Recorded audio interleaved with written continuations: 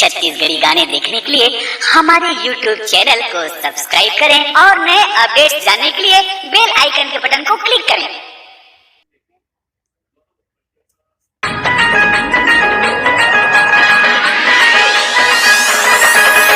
कान के बाली मोठन दौलत रुपया पैसा ले